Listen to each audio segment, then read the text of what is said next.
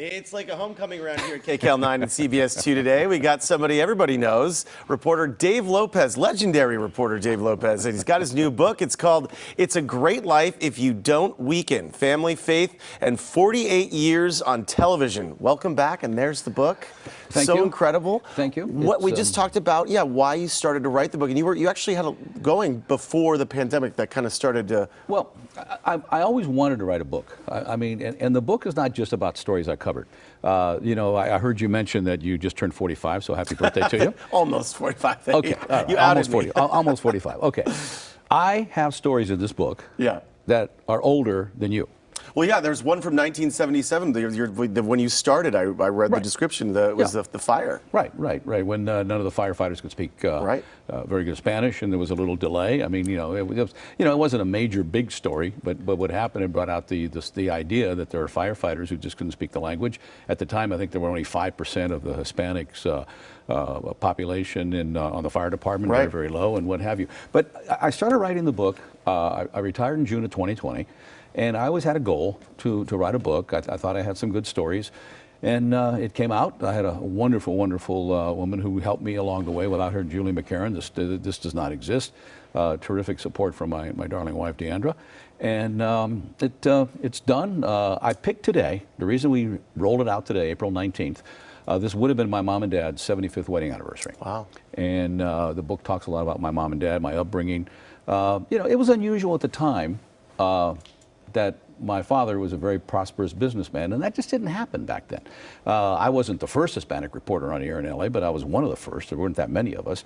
And I just take you through the journey. It was a wonderful experience.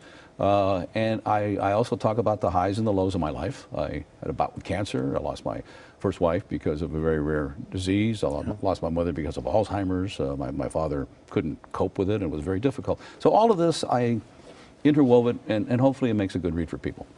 When you say it's a great life if you don't weaken, what does that mean? My father used to always say that, and I thought it was his original phrase. There's other books that have that title. That's why we put in the family, faith, and 48 years on television. So here I thought my father, my dad made up this great phrase. He always used to say to us, it's a great life if you don't weaken. He always used to say the only thing that money can't buy is good health. And I used to say to myself, what the hell does that mean? I don't know what he's talking about. It is a great life if you don't let the things that are going to happen to you, and bad things are going to happen to you. That's just the way life is. And I think I wanted to point out in this book that even though things sometimes can look really bleak and really bad, if you just keep your nose to the grindstone, you still have faith in yourself and faith in whatever God you want to believe in, things will work out. And a lot of this comes from my mom and dad. Everything that I have done to be a success in this life started with the way my mom and dad raised us. I'm the oldest of 8. My mother was a saint, is a saint. I call her Saint Matilda. And I didn't know that there actually is a Saint Matilda. Raised 8 children, did everything that you possibly could do as a mom. And I've had a marvelous, wonderful life, and I hope I capture this in these pages. Do you talk about some of the most memorable, favorite stories that you covered? Well, I certainly talk a lot about what happened with the Bonin case. Bonin was a serial killer who wound up confessing to me. It was a great crisis at the time because I didn't want to give up what they call the shield law. I don't want to bore people too much with that. It's all explained in the book.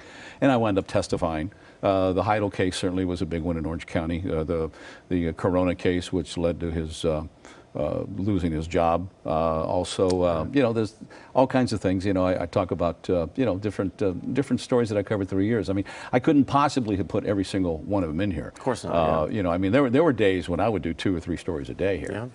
And it got to the point where I was running around so much that rather than write everything down, I said, you know what, let's wing it.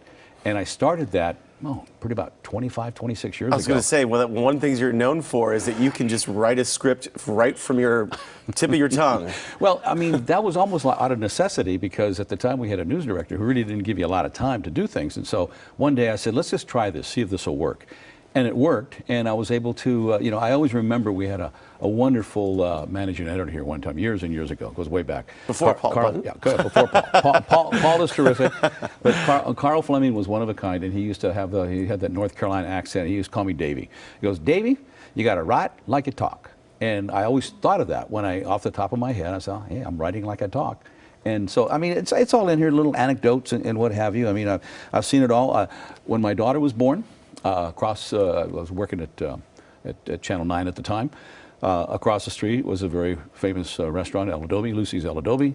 The owner, Frank Casada, called me in, said, "Hey, I want you to meet some people." I said, "I gotta go." He says, "No, come in. So I go into the back room, and sitting there waiting for me, not for me, but sitting there waiting as I walk in, was Jerry Brown at his first go-round as governor, okay?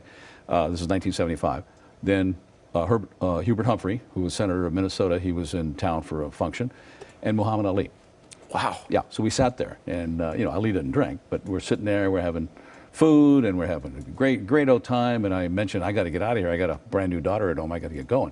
And Ali goes, "What's her name? What's her name?" And I told him, and he wrote a poem to her, and it's in the book. That's an incredible encounter. Something about fish and a net and, whatever. I mean, maybe it'd be worth some money someday. Who knows? All right, before we let you go, how is retirement treating you? I mean, you retired in the middle of covering some of the biggest stories. You were helping us at that time, leading our coverage of the pandemic, and left us in June 2020. Yeah, I was thinking maybe it might be, maybe I should stay and wait till this pandemic is over. If I had done that, I'd still be working.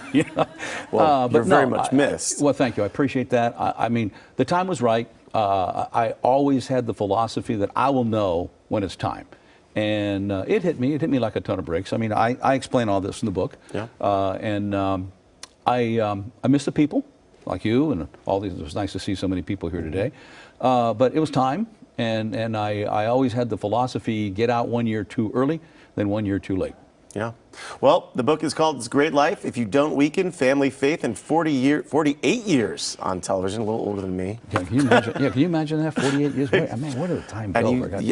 But you look the same as when you did when I started here 9 years ago. So well, thank anyway, you very Dave much. Lopez, the legendary Dave Lopez, thank you for being here. Well, thank you, Tom. One quick thing. I'm going to be at Barnes & Noble. I know. I was just about to tell the people. See, Barnes & Noble at the Grove at 4:30.